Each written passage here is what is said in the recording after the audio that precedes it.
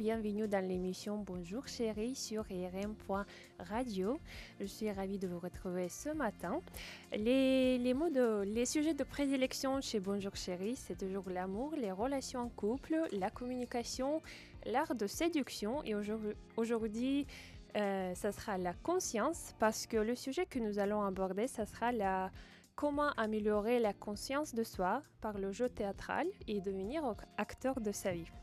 Et on va approfondir ce sujet avec nos invités. Aujourd'hui, nous sommes avec Anastasia Philippe Rouillet, qui est metteur en scène, formateur chez Studio Azote et comédienne.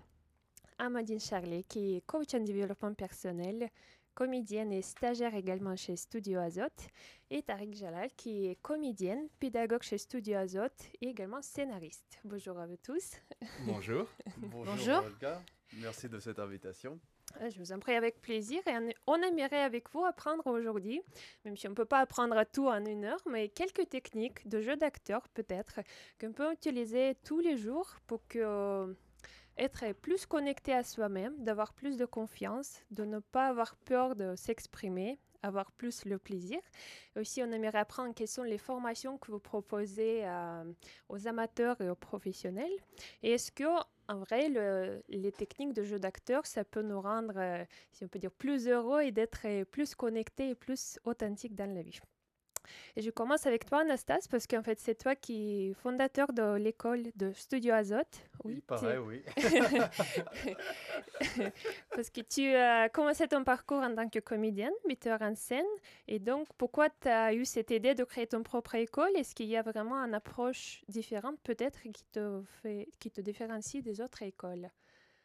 Alors en fait, j'ai jamais eu en fait l'intention de monter une école, de monter une formation. Ça m'est un petit peu tombé dessus. Et heureusement que je ne comprenais pas du tout ce que je faisais. Sinon, je me serais absolument jamais lancé là-dedans. Et à la fois, aujourd'hui, je suis très, très, très heureux d'avoir monté cette formation. C'est vraiment en fait suite à la demande d'amis comédiens auxquels je partageais en fait les techniques qui m'étaient vraiment très chères, qui m'ont dit mais quand est-ce que tu nous donnes un stage? Quand est-ce que quand? Et c'est un petit peu comme ça de fil en aiguille où après un stage j'essayais en fait de donner le mode d'emploi à une jeune comédienne qui cherchait à faire sa formation en lui disant bah, va dans telle formation et prends uniquement tel cours, tel atelier, ne prends pas les autres.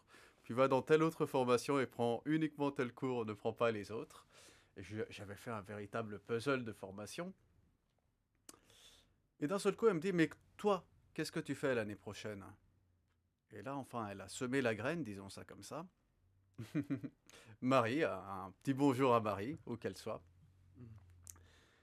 Et bon, ça m'a quand même questionné. Je me suis dit, mais c'était quand même une sacrée chose dans laquelle se lancer. Et c'est un matin, comme ça, en prenant du temps pour moi-même, que j'ai eu en fait une sensation très forte, une intuition, presque une demande, euh, qui aurait pu être Il faut. traduite par est-ce que tu vas le faire?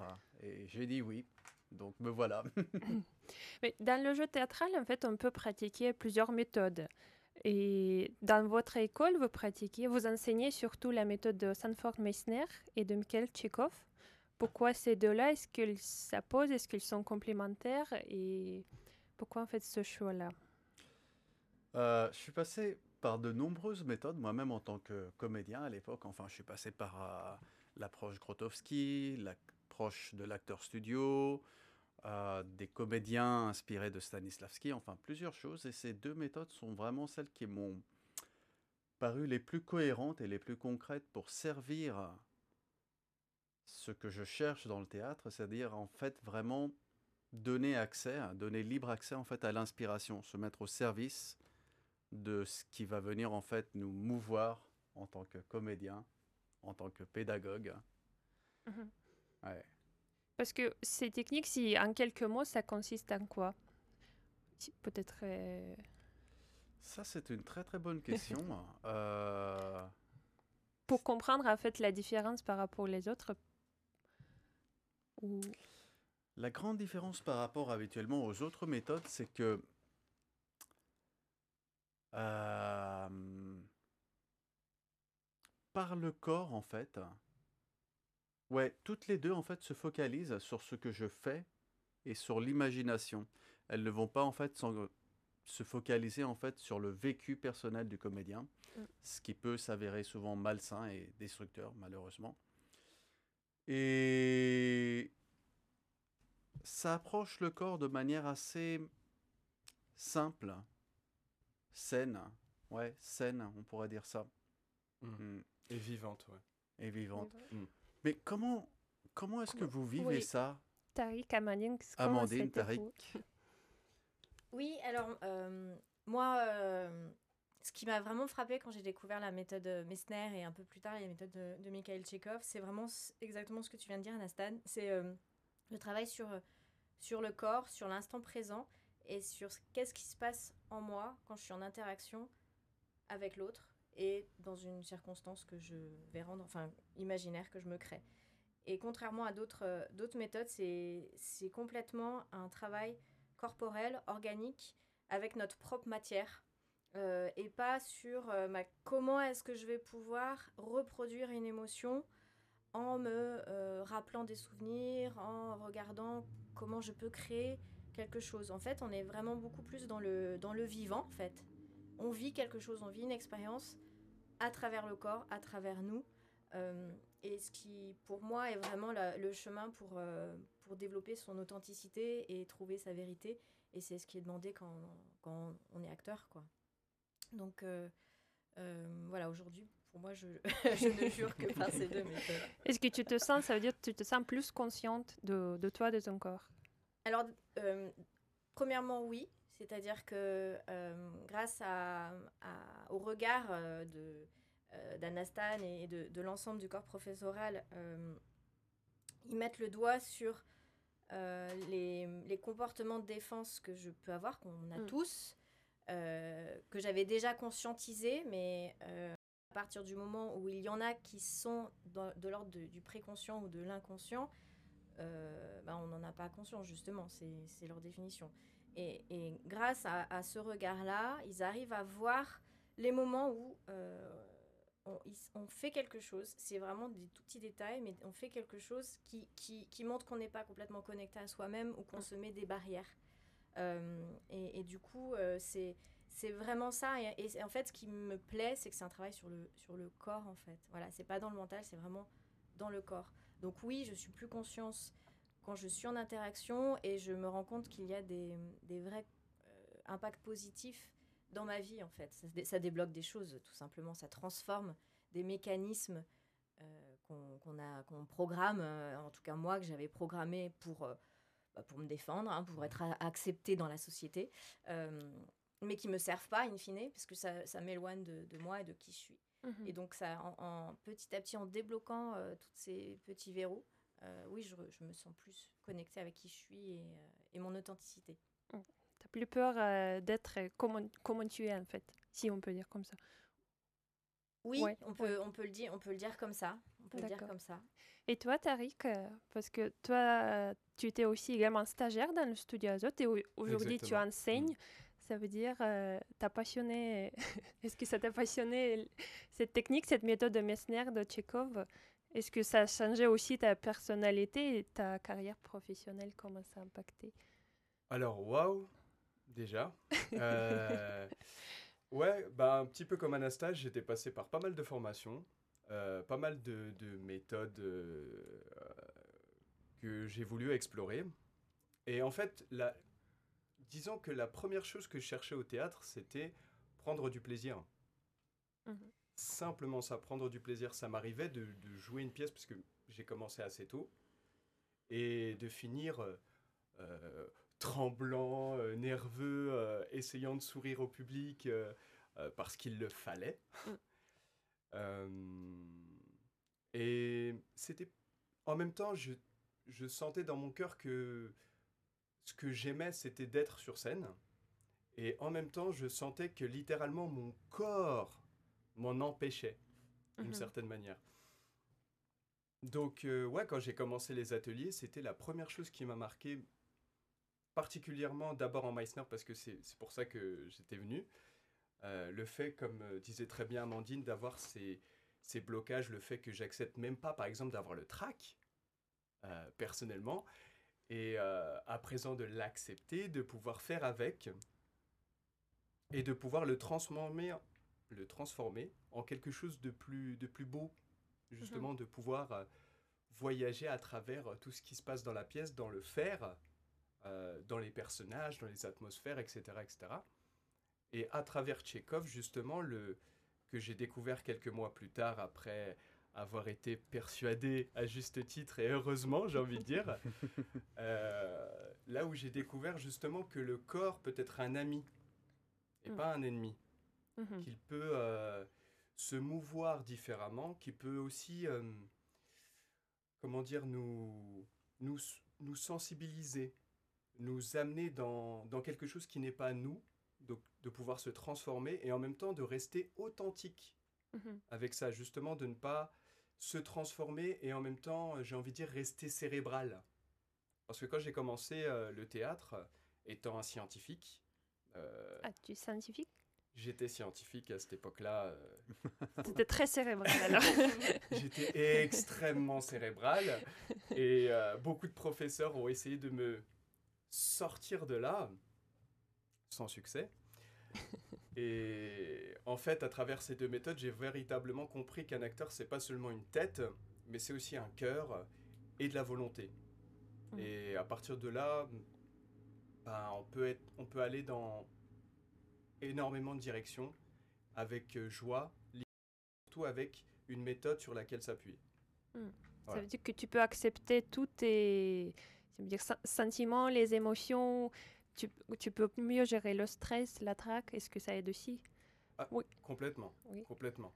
Et après, pour être plutôt humble, je sens qu'il y a plein de directions sur lesquelles je peux aller. Il y en a encore où la porte, elle est entrouverte, elle n'est pas encore complètement ouverte. Mais justement, c'est aussi pour ça que ça fait 6 ans que je continue à travailler et que je me suis engagé encore pour 14 ans au moins, quoi. Ah oui. Donc c'est un plaisir. Mais Ouais. quand vous dites ça, ça donne l'impression que vous êtes que ces méthodes-là, ça peut même rendre la personne plus heureuse, si on peut dire ça. Mais le fait d'être au nouveau connecté à son corps, à ses émotions, peut-être à, je sais pas, des sentiments, ça peut parfois faire peur aussi. Comment pour quelqu'un qui veut peut-être pratiquer le jeu théâtral, mais en même temps il a peur de se lancer, de voilà s'ouvrir. Et Alors, en fait, oui, quand on commence à toucher à tout ce qui est émotion, impulsion, etc., on a, on commence vraiment à avoir accès à une autre partie de nous-mêmes dont on est malheureusement très très rarement conscient. On est vraiment aujourd'hui dans une société qui n'est pas une société de l'émotion, je dirais ça comme ça. Qu'on soit un petit peu... Enfin, quand on est en société, si on est triste, c'est pas bon. Tout de suite, les gens qui sont dans notre entourage essayent de nous calmer, de calmer cette tristesse. Si on est en colère, c'est pas bon non plus. Voilà. Mais pourquoi êtes-vous agressif? Enfin, ça peut être... Et le pire, même si on est heureux, ce n'est pas bon non plus. Enfin, très souvent, quand on exprime un peu trop notre joie de vivre, on peut entendre des caractéristiques comme du con la joie calmez-vous. ou autre. Mais qu'est-ce que tu as appris? Dis-moi ce que tu as appris. Enfin, même la joie, quelque part, attire des moqueries. Donc, quelque part, forcément, pour être accepté socialement, on a appris à calmer nos émotions, à pas trop les montrer, etc., etc., etc., au point même de ne plus en être conscient nous-mêmes. De plus, on a appris qu'il y a des comportements que l'on ne peut pas se permettre en société, de par notre éducation, de par l'école, etc., etc. Sinon, on est très très vite exclu socialement.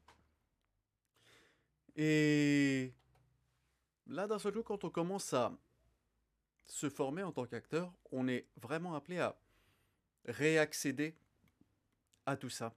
Et c'est un petit peu comme si on avait un chien sauvage que l'on n'avait pas nourri en fait pendant des années, que l'on avait laissé dans une cave pendant des années, dont d'un seul coup on prend conscience. Et au début, oui, ça peut faire très très peur de prendre conscience qu'on a un chien sauvage dans la cave. Voilà. Et il s'agit en fait vraiment de le réapprivoiser progressivement, car ça serait beaucoup plus dangereux quelque part de ne pas de le laisser comme ça dans la cave sans le nourrir. Donc il s'agit de reprendre contact tout doucement, timidement avec ce chien sauvage qui est en fait plein de vie. Plein de vie, enfin je veux dire, être dans la vie avec ses émotions. Alors attention, ça ne veut pas dire aller crier dans n'importe quelle situation. Ça ne veut pas dire quand vous êtes avec la caissière du supermarché qui vous regarde de travers de commencer à lui hurler dessus. Non, il ne s'agit pas de s'exprimer n'importe comment en société. Heureusement, il y a des lois et c'est très bien. Il s'agit tout simplement en fait de ne pas se mentir à soi-même. C'est-à-dire ne pas refouler toutes ces émotions. Peut-être pas les exprimer quand ce n'est pas le cadre, mais en tout cas ne pas les ignorer, pas faire semblant qu'elles ne sont pas là. Je me suis un petit peu égaré, je ne sais pas si ça répond à ta question. Oui, si on résume, donc ça dit peut-être, oui, au début, si on a l'habitude, comme tu disais, par la société qui nous impose de garder nos émotions à l'intérieur et de porter les masques parfois. Et au début, peut-être ça peut faire peur, effectivement, parce que ça peut exploser. Ça peut faire très peur. Et en effet, dans les premiers temps, ça explose. Ça explose dans le sens où, oui, il y a tout un tas d'émotions fortes. Ça peut être, par exemple, de la tristesse ou de la colère qu'on ne s'est pas autorisé à exprimer pendant des années. Et ça peut faire très peur parce qu'on ne sait pas comment ça va sortir. Très souvent, en fait, c'est des torrents de larmes, mais vraiment des torrents de larmes ou des grosses explosions de colère que sont amenés en fait à exprimer nos stagiaires. Et à la fois, on est là pour accompagner ça. Ça se fait dans un cadre extrêmement bienveillant. Et en principe, en fait, quand on a exprimé ça, on se sent mieux. On se sent plus léger. C'est comme un poids, en fait, qui serait parti des épaules. Et j'ai presque envie de dire, en fait, on se réapproprie notre pouvoir parce que si à chaque fois, en fait, que je veux exprimer une chose, je la refoule, que cela soit, en fait, de la tristesse, de la colère, de la joie ou une certaine émotion, si à chaque fois je la refoule, c'est comme, en fait, un mouvement, en fait, que je ne m'autorise pas. Une expression que je ne m'autorise pas. Et par le fait simplement d'arriver au fur et à mesure de redonner en fait au stagiaire accès à sa pleine expression, j'ai envie de dire, à ne pas retirer quelque part son geste au moment même où il veut éclore, il se sent plus plein, plus puissant. Plus en vie. Moi, ayant traversé tout ça, c'est vrai que ça surprend. Au début, on se dit, mais mince, qu'est-ce qui se passe c'est un peu un sentiment de perdre pied, on ne sait plus du tout ce qui se passe. Et en même temps, oui, ça effraie et on se sent complètement en vie et une part de nous est soulagée, en fait. Donc, j'aurais envie de dire que même si on a un peu peur, on sait que ça nous fait du bien. Donc, en tout cas, moi, c'est comme ça que je l'ai vécu. Et du coup, on est... ce qui est marrant, c'est qu'après, on n'a plus envie de refouler. En fait, on supporte plus. La frustration de refouler est tellement grande qu'on supporte plus. Voilà. Donc... ça m'a invité à me dire mais comment est-ce que j'ai fait pour garder tout ça sous le couvercle. Aussi, d'accord, cette méthode, ça peut aider à exprimer les émotions, mais aussi ce qui peut nous bloquer parfois de s'exprimer, c'est la peur d'être jugé. Est-ce que vous avez aussi des techniques pour comment dépasser cette peur ou est-ce qu'avant vous avez peur d'être jugé, aujourd'hui vous exprimez librement et qu'est-ce que ça vous aidait en fait? Bah, justement, en fait, il y a une pensée qui me vient justement par rapport à ce travail et que j'ai traversé durant ces 6 ans, c'est que nous ne sommes pas nos pensées. Nous sommes les personnes qui pensent ces pensées. Mhm. Et de faire clairement la différence entre ce moment justement où il y a ce mouvement qui veut éclore et cette pensée qui est là depuis des années et qui dit je ne peux pas faire ça parce que l'autre va penser que je suis comme ça, ou si je le fais, les autres vont me prendre pour un fou, ou si je le fais, si je pleure, ils vont croire que je suis faible, etc. Et en fait euh, de on va dire notre attention que l'on a quotidiennement entre ce que je pense à ce qui se passe et comment je me sens. Et ce qui se passe, c'est que j'ai un être humain en face de moi, je suis un être humain, j'ai ce mouvement qui veut s'exprimer, et c'est ce qu'il y a de concret. Alors que j'ai envie de dire, ces pensées, pour pas rentrer trop dans le psychologique, ça vient surtout du passé, des expériences passées. C'est là où Anastasie disait très justement que on accompagne les stagiaires, et comme on m'a accompagné justement, à prendre plus, à bifurquer notre attention sur ce que, alors je suis en train de penser à ça, il y a ça, il y a ça, il y a ça, il y a ça, il y a ça, il y a ça, à qu'est-ce qui se passe. Il se passe simplement ça et ça, et ok, je me permets dans ce cadre-là d'exprimer ce mouvement-là et de voir qu'est-ce qui m'arrive à ce moment-là. Est-ce que je me sens mieux? Est-ce que j'ai déposé ce sac? Ou est-ce que je me sens toujours peut-être, comme on avait dit, euh, avec un mouvement refoulé, mal. Mhm.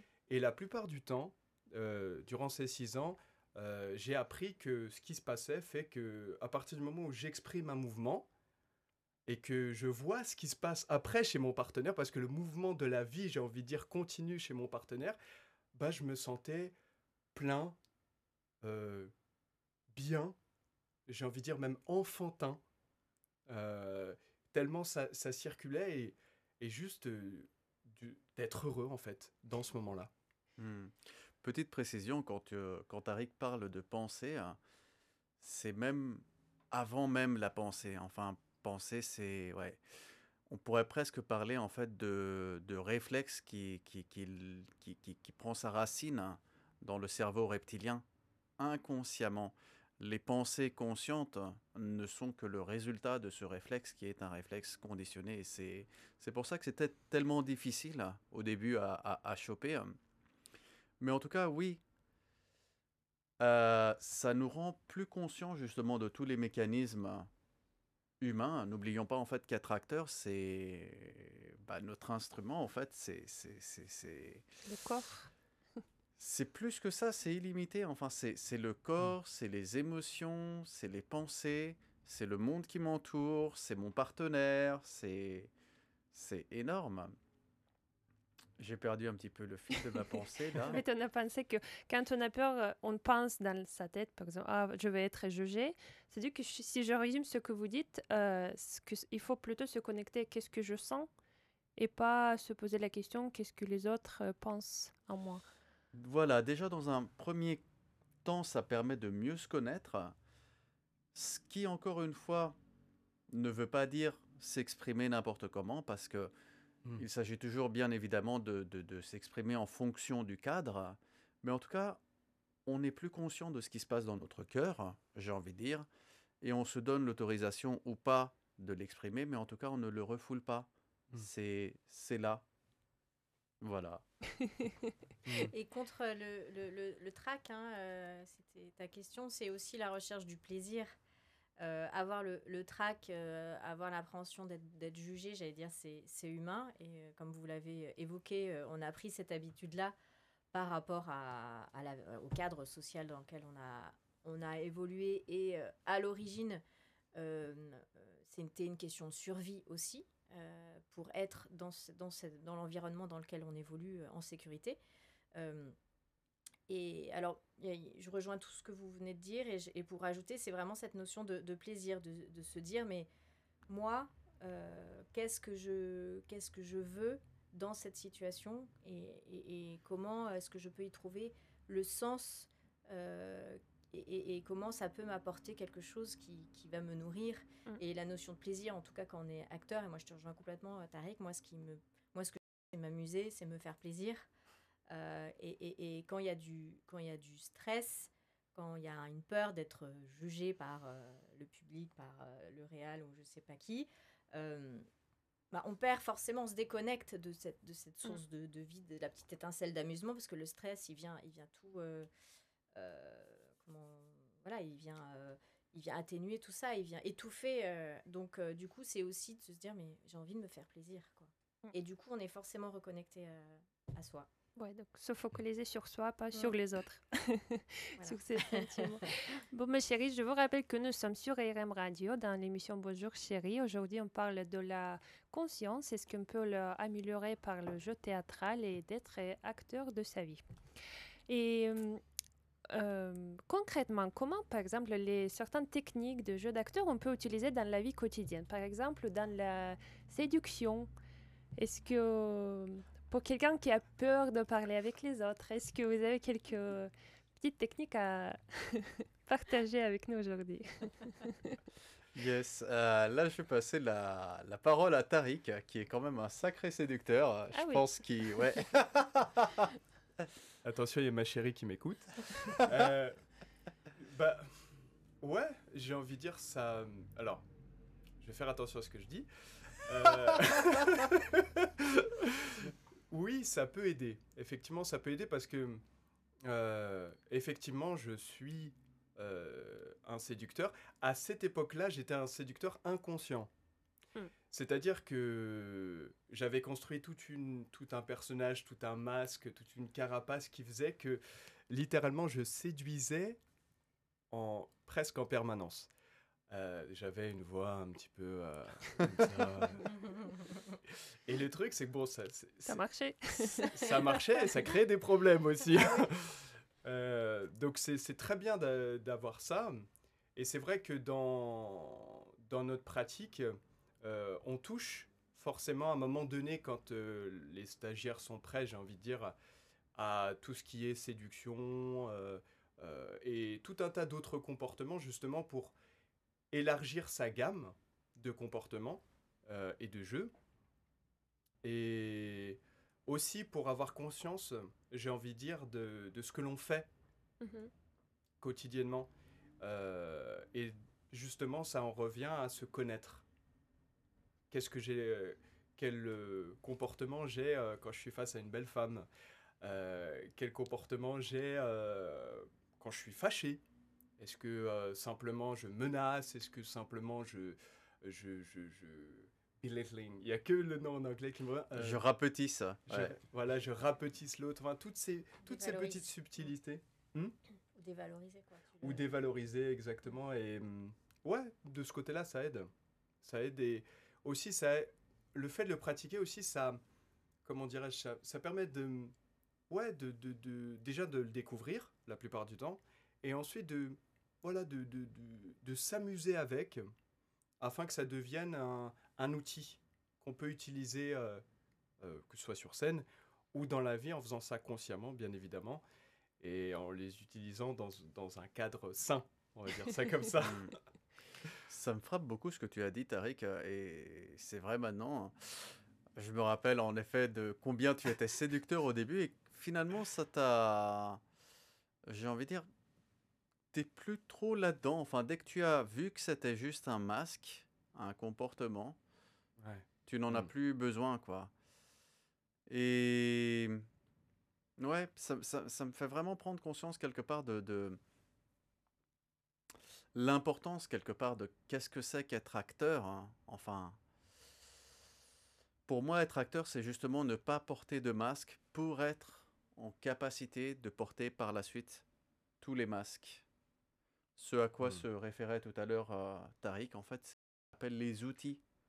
C'est-à-dire, en tant que personne, j'ai certains outils avec lesquels j'interagis avec les gens de mon entourage, avec lesquels j'essaye d'atteindre mes objectifs. Donc ça peut être en effet séduire, charmer, flirter, ou menacer, agresser, flatter, etc. etc. Et c'est... Ouais, on se sert à un moment de ça pour approcher des personnages. Ouais. Et comment justement faire pour ne pas être un personnage tout le temps? Qu'est-ce qu'il faut? Parce que si on joue beaucoup des personnages, parfois dans la vie, je pense on peut avoir la tendance de le jouer après dans la vie. Ou je me trompe? Alors, Bonne question. dans cette approche précise du jeu d'acteur, enfin, je dis dans cette approche, mais les deux approches se complètent très bien, la méthode Meissner et la méthode Mikhail Tchekhov. On pourrait presque parler en fait d'acteurs transparents ou d'acteurs humbles ou d'acteurs centrés, par le fait en fait d'interpréter des personnages, entre guillemets, et ensuite de revenir à son propre personnage, qui n'est pas son soi, mais qui est un personnage construit. On s'aperçoit en fait que c'est pas tout à fait ça, c'est-à-dire c'est comme si en fait je vais et j'enfile un costume, qui est le premier personnage, le personnage que je dois interpréter, et en revenant vers moi-même, bon, mon personnage plutôt, je m'aperçois que mon personnage est aussi un costume. Et quelque part, automatiquement, ça me rapproche de moi-même en reconnaissant quelque part que je ne suis ni le personnage, je suis ni le personnage que je me suis construit. Ouais, c'est... Ouais. Moi, je dirais que ça permet aussi de prendre vraiment conscience de ce qu'on se raconte. Ça rejoint ce qu'on se disait, ce que tu disais, Tariq, sur le jugement. En fait, puisque quand on joue, on est dans notre imaginaire. C'est des circonstances imaginaires qu'on se crée. Mais on se rend compte à tel point, enfin, la puissance de cet imaginaire, parce que on vit vraiment des choses, alors qu'en fait, il se passe rien de tout ça, de ce qu'on a imaginé. Et du coup, la puissance, c'est de se dire, mais dans la vraie vie, finalement, ok, il se passe des événements, mais qu'est-ce que je me raconte moi à l'intérieur, et mes émotions et mes comportements viennent de ce que je me raconte. Et du coup, c'est aussi de se permettre de se dire, mais ok, alors qui je suis, c'est peut-être le travail de toute une vie, mais qui est-ce que je veux être en fait? C'est ça, enfin, pour moi, vraiment, ça, c'est pas que que le personnage qu'on joue en tant que comédien vient prendre le pas dans notre vie, c'est plutôt en fait parce qu'on on expérimente des choses, on a des expériences de vie quand on joue, donc même si c'est imaginaire, c'est quand même nous, on vit des choses. En tout cas, moi, ça me permet aussi de vraiment être dans cette écoute de moi et de me dire, ok, mais qu'est-ce que je veux vivre là, en fait? Qu'est-ce que je me raconte? Qu'est-ce que je veux vivre? Voilà. Dans ma vie. Parce que dans la vie de tous les jours aussi, on nous impose parfois les rôles, si on peut dire, être une maman, être une fille, être au travail et tout ça. Et c'est ça qui peut parfois aussi nous perdre. Et enfin, mais qu'est-ce que je veux? Je suis perdue, je ne sais plus ce que je veux. Oui, mais c'est aussi la question de qu'est-ce que je me raconte par rapport à ce rôle de maman. Parce que tu dis on nous impose ça, mais en général, c'est parce qu'on a bien voulu aussi. Ouais, mais parfois c'est qu'est-ce que je me raconte, comment moi je vois, c'est quoi dans le coaching, on appelle ça des croyances qui peuvent être limitantes ou aidantes. Qu'est-ce que je me raconte, qu'est-ce que je crois de cette situation, et est-ce que ça m'aide? Est-ce que ça me fait du bien? Est-ce que ça m'aide à avancer? Ou est-ce que ça m'amène des petites ruminations qui vont pas forcément me nourrir?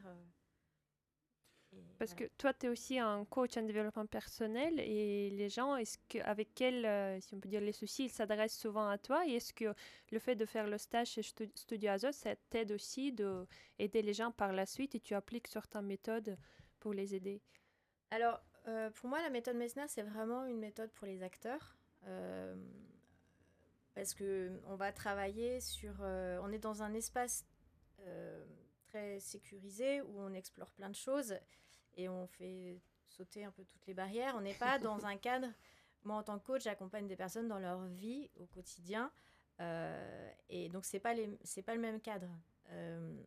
Avec le studio Azote, moi, je vais travailler en tant que comédienne, justement, pour pouvoir être davantage vraie dans mon jeu, mais dans une circonstance où je vais pouvoir m'autoriser à faire des choses que je ne ferais pas dans la vraie vie.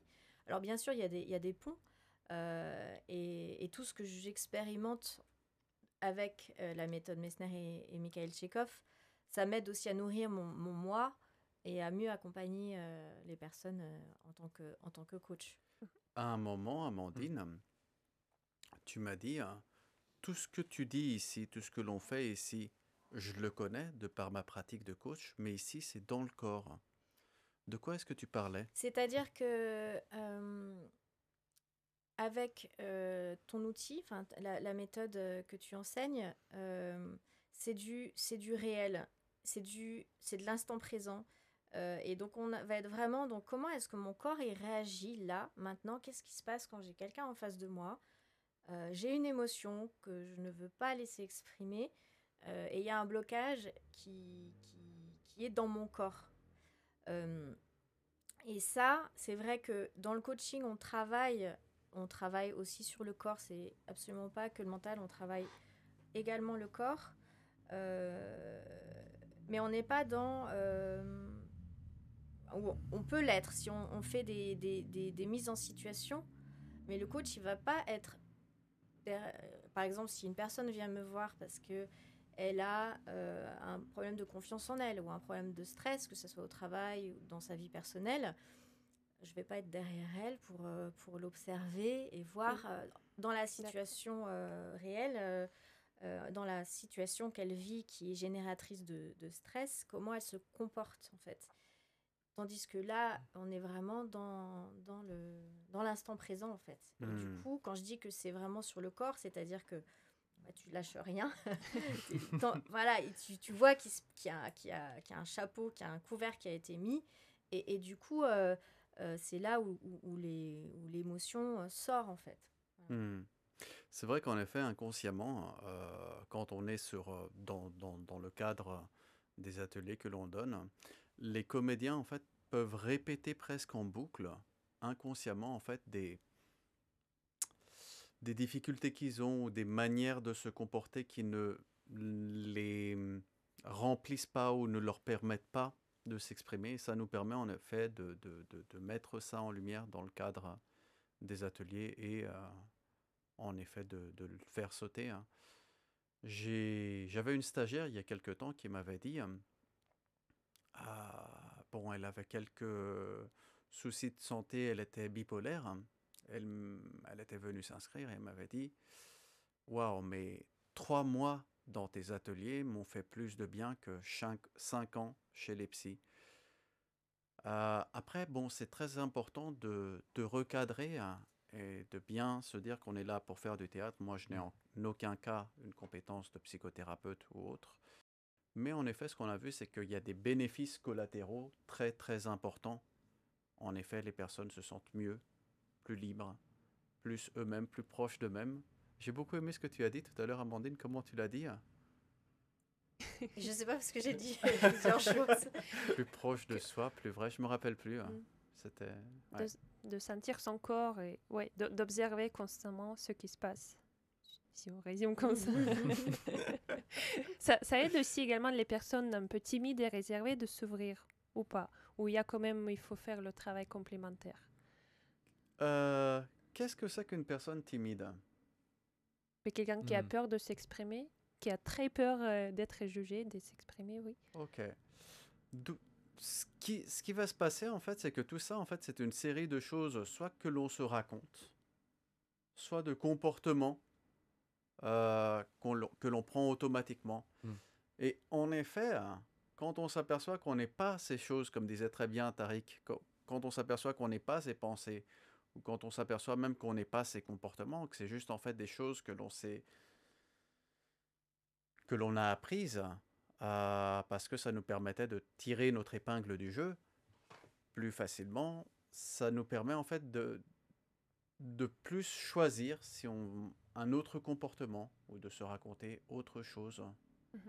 Donc, encore une fois, le but n'est pas du tout de ne pas être timide, Le but, en fait, c'est tout simplement D'être soi-même. d'être plus au centre, oui, Mm. plus Mhm. au centre.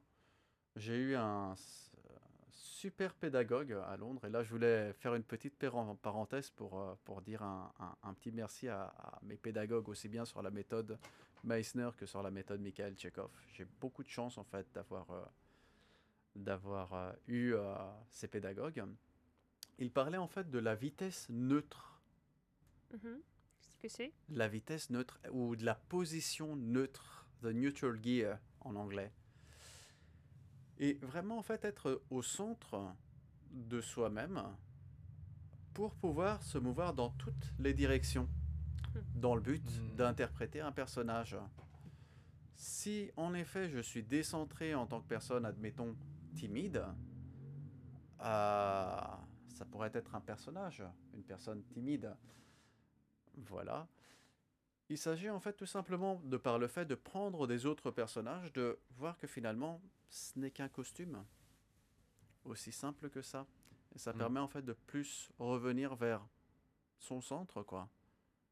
Et pouvoir se mouvoir par la suite vers ce dont je vais avoir besoin en tant que comédien. Bon, après, c'est vrai qu'il y en a aussi certains qui s'en servent aussi dans la vie.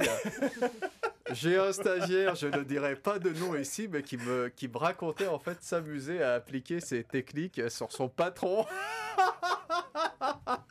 Et justement, c'est bien si ça aide dans la vie. Ça peut aider, oui. Après, bon, moi, c'est vrai que j'ai tendance à ne pas du tout me servir des techniques théâtrales dans la vie, soit pour séduire une femme ou alors pour obtenir des avantages Donc de ça membres. marche Moi, c'est quand même. pareil. Ça marche, ouais, mais plus Si on vous voulez apprendre à pratique, séduire, le jeu théâtral peut aider. Alors. ouais, plus on pratique, en fait, bon, on a envie de se servir de Ah. ça dans la vie. C'est étonnant, ça. Mm. Ouais. Ça, Oui, parce on gagne en intensité, donc voilà, je pense qu'on s'éloigne de l'intérêt qu'on peut mettre dans les interactions, en fait. Voilà, ça perd de sens d'essayer de mettre en place des stratégies Ouais. pour nourrir. En fait, là, on nourrirait notre ego et je pense qu'on se connecte plus à notre cœur, en fait. Ouais, complètement.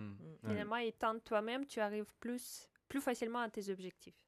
Si c'est Oui, alors après, moi, je crois beaucoup à l'énergie et plus je me sens connectée à ce qui me nourrit, à ce qui remplit mon cœur et mon corps, plus je pense que je dégage une énergie qui m'amène ce que je veux. C'est aussi parce que je sais plus ce que je veux, j'ai un objectif qui est plus clair et du coup, les choses se font plus facilement que quand c'est dans le contrôle. Aujourd'hui, quelles sont les formations, les ateliers que vous proposez aux amateurs et professionnels qui peut assister à vos cours et à quel moment? Alors, on a décidé en fait de très très peu cadrer, on laisse les choses se faire naturellement. C'est-à-dire que dans nos ateliers, on a eu parfois des personnes qui n'avaient absolument rien à voir avec le théâtre, soit des personnes qui voulaient simplement en fait faire plus de théâtre pour le fun. On a eu des personnes, des artistes, enfin des musiciens ou des danseurs qui voulaient aussi trouver une expression par la voix théâtrale. On a eu des comédiens, des jeunes comédiens en devenir, soit des personnes qui n'avaient pas du tout fait de théâtre mais qui voulaient en faire leur profession, ou alors des personnes qui avaient fait un petit peu de théâtre dans d'autres formations et qui voulaient voir aussi autre chose.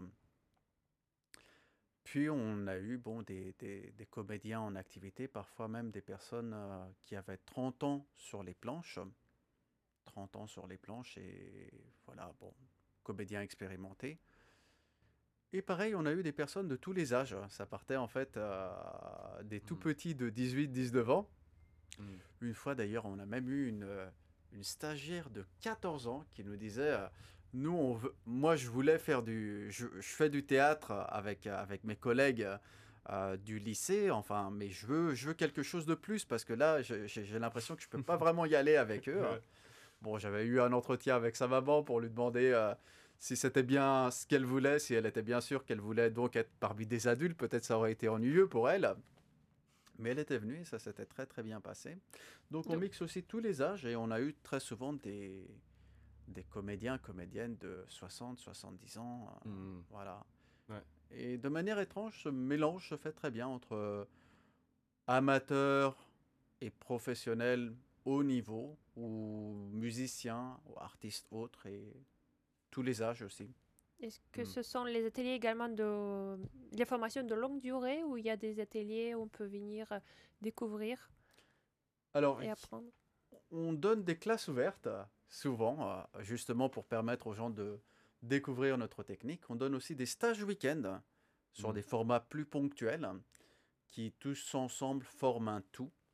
Voilà, c'est une formation complète. Puis on donne aussi des ateliers hebdomadaires pour ceux qui veulent vraiment plonger dedans. Voilou. Est-ce que vous voyez, si on peut dire, les transformations psychologiques de vos élèves, leur réussite? Est-ce que vous pouvez partager aujourd'hui des belles expériences? Excuse-moi, je reviens aussi sur la question Ouais. précédente. Depuis 2 ans maintenant, on donne aussi des stages en Grèce, mon D'accord. pays natal, parce que je suis T'avais d'origine oublié ça. grecque. Et on donne des stages en fait de 3 semaines sur une île merveilleuse, enfin l'île d'Égine qui est à 2 pas d'Athènes. Et waouh, on a pu vivre ça même l'année dernière en temps donc de confinement. On a eu la chance de pouvoir vivre ça. Donc voilà. Et ta prochaine question, c'était? Qu'est-ce que tu observes aujourd'hui, en fait, les réussites de tes stagiaires, comment les réussites, ça les aidait, le jeu théâtral, dans leur vie, dans leur carrière professionnelle? Tu as parlé tout à l'heure de changements que l'on peut observer sur nos élèves. C'est ça, oui. Euh, J'ai très envie de répondre à cette question, mais je voudrais en fait passer la main à Amandine. Amandine, est-ce que tu as vu des changements en fait sur tes collègues? Ça fait quoi, 2, 3 mois que tu suis nos formations environ. Est-ce que tu as pu voir en fait des changements sur eux? Oui, des changements dans le travail qu'on fait ensemble et également leurs témoignages de, d'ouverture en fait et de transformation dans leur vie, des émotions qui s'expriment beaucoup plus qu'avant, aussi des affirmations de soi. Donc moi j'ai entendu ça beaucoup et dans le travail oui, et c'est des interactions qui se font et qui captent l'attention beaucoup plus parce qu'en fait c'est de la vie qui circule plus qu'avant.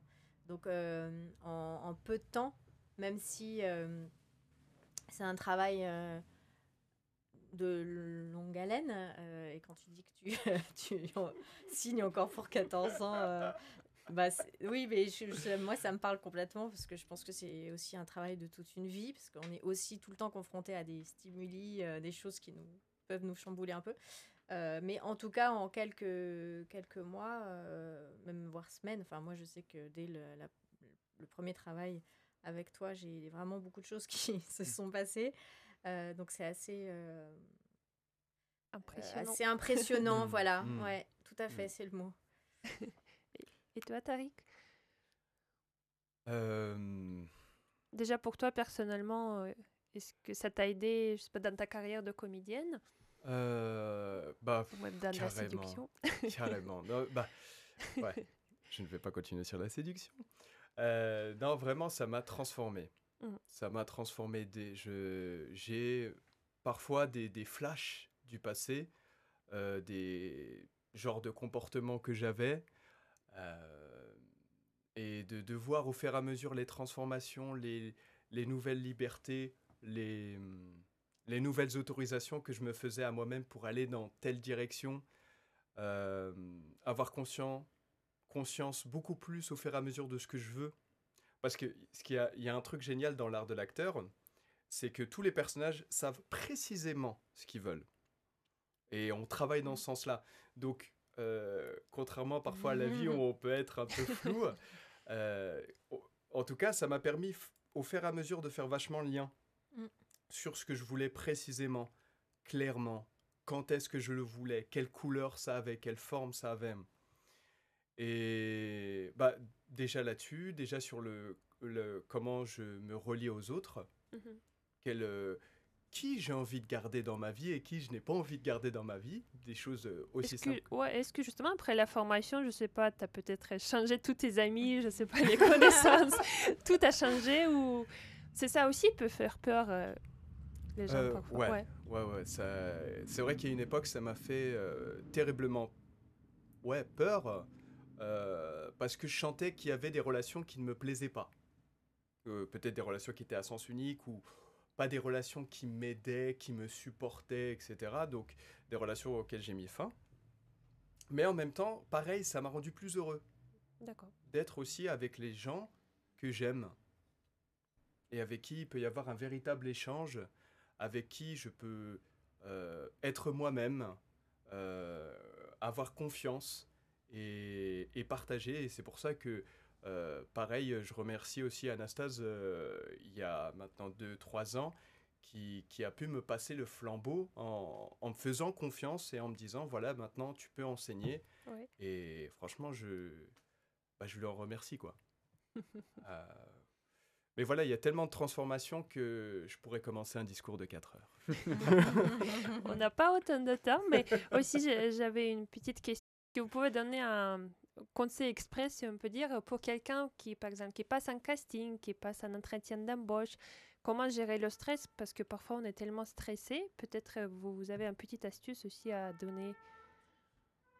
Ou quand on va au premier rendez-vous avec la femme ou un homme qui nous plaît. Je vais dire un truc qui est terriblement terrifiant. Si t'as le trac, aie le trac. Simplement, accepte d'avoir ce trac, accepte d'avoir cette peur, parce que plus tu vas la combattre, plus elle reviendra à la charge, jusqu'à ce que ce soit... Enfin, je sais parce que je l'ai tellement expérimenté en casting, les espèces de techniques où t'es en stress, et t'es dans la salle d'attente, et t'es... Mais quand tu dis accepter la traque, c'est comment? Tu lui dis je t'accepte ou tu... Je le ressens. Ouais. Je le ressens, je plonge dedans. Et j'accepte d'avoir le trac. Ouais, j'accepte d'avoir... Et de mon expérience personnelle, la plupart du temps, soit elle perdait de sa puissance, soit à partir du moment où j'étais juste avec elle, où je l'accompagnais, tu vois, comme si c'était, je sais pas, un enfant ou un cadeau, ça se transformait en autre chose. Et même ça, j'ai envie de dire, ça devenait quelque chose qui me motivait, qui me rendait émotionnel dans un casting. Et je le sais parce que d'expérience, j'ai passé des tas et des tas de castings. Et toutes les fois où j'ai essayé de lutter contre la peur, j'ai jamais été satisfait de mon casting. Je sentais que quelque part en moi, j'étais tendu. J'avais essayé de faire des choses et je sortais de là. Et comme en sortant de scène, j'étais soit tremblant, soit frustré, pas bien. Et pas satisfait de moi. Alors que là, parfois j'arrive le dernier casting que j'ai fait, je suis arrivé, je me souviens, je savais pas du tout ce qui allait se passer. Je suis arrivé, j'ai vu 4 personnes devant moi avec une caméra, j'avais clairement le trac. Et étrangement, ça s'est transformé. Et ça correspondait parfaitement à ce qu'il voulait. Et le plus important, en fait, là-dedans, c'est que quand je suis sorti, j'étais content. J'étais heureux. Ce que j'avais fait, j'étais fier de moi. Et je pense que c'est une des choses qui est importante dans ce métier, dans cet art, j'ai envie de dire, même si on ne fait que mettre son pied dans l'art et ensuite on en ressort, c'est de prendre du plaisir. D'être en capacité de prendre du plaisir et par rapport au trac, et même face à une femme, j'ai envie de dire. Ma très heureuse chérie, j'ai eu un moment où, déjà c'est elle qui m'a séduite, c'est pas moi pour le coup. Donc déjà c'était une situation très inhabituelle. Et Et en fait, j'avais eu peur. Et j'ai juste accepté d'être dans cette peur. Et je peux vous dire, le premier rendez-vous, c'était...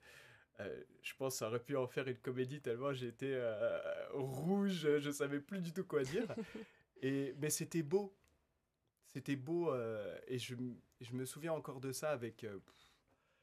je suis heureux d'avoir vécu ça, quoi. Plutôt que de battre contre moi-même. Ouais. Hmm.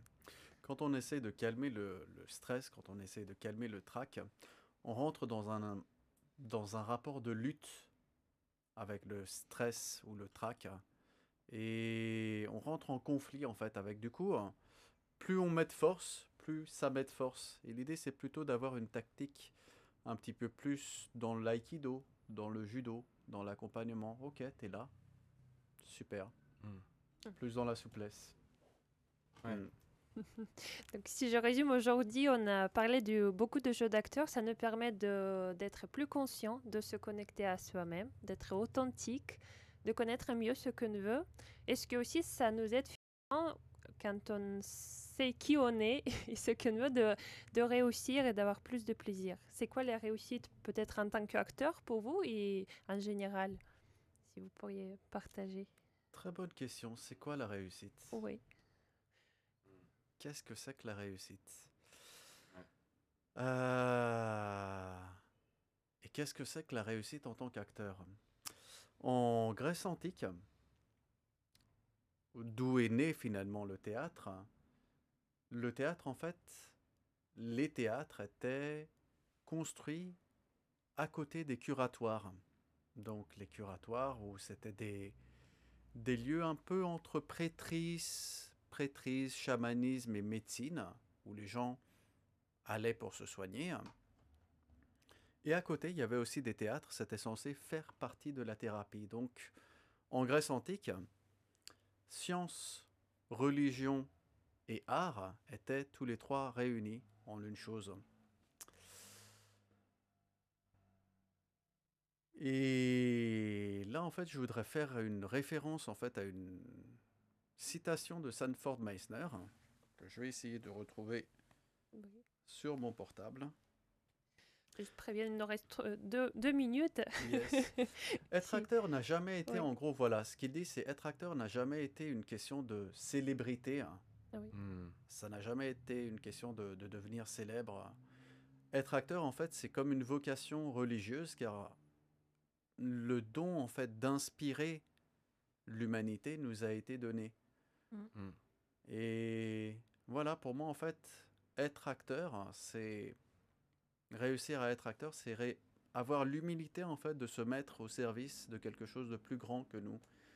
Et le laisser, en fait, nous traverser pour inspirer l'humanité. Voilà, c'est ce que je dirais. C'est beau. Merci Anastasia. Amandine, Tariq, vous avez... Moi, quand je joue, j'ai l'impression de... Enfin, c'est une grande boule d'amour. J'ai l'impression que je donne de l'amour et que je reçois de l'amour. Donc, c'est un vrai kiff. Et alors, pour moi, la réussite en tant que comédienne, c'est cette notion de vérité, de sincérité et de ressentir vraiment, d'être capable d'être dans la vie et de me faire plaisir. En fait, je vais pas forcément, en effet, aller chercher à obtenir ce rôle, mais c'est à chaque fois que je joue, c'est que je veux faire le mieux possible, donner du mieux que je peux, et voilà, et avoir toutes ces émotions, toute cette vie qui est là, m'amuser avec mes partenaires, et forcément donner de la joie. Surtout en ce moment. Merci Amandine. C'est une histoire d'amour. Merci. Très beau. Tariq? Je pense que tout a été dit. J'ai envie de dire, je dirais simplement le plaisir de donner, le plaisir de partager.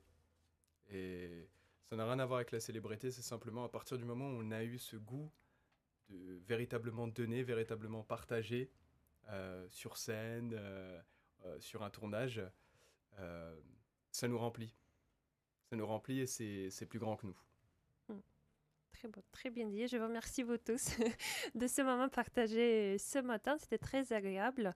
Je vous rappelle, on était avec l'équipe d'Azote qui Anastasse Philippe Rouillet, Amandine Charlier et Tariq Jalal. Et c'était Olga avec vous dans l'émission Bonjour chérie sur IRM Radio. Aujourd'hui, on a abordé le sujet est-ce qu'on peut être plus conscient quand on pratique le jeu d'acteur. Vous pouvez revoir notre émission également sur notre chaîne YouTube. Et je vous remercie tous de ce partage et je vous dis à très bientôt et vous souhaite très bonne semaine. Merci pour Merci, cette belle Olga. invitation. Merci, Olga. C'était très chouette.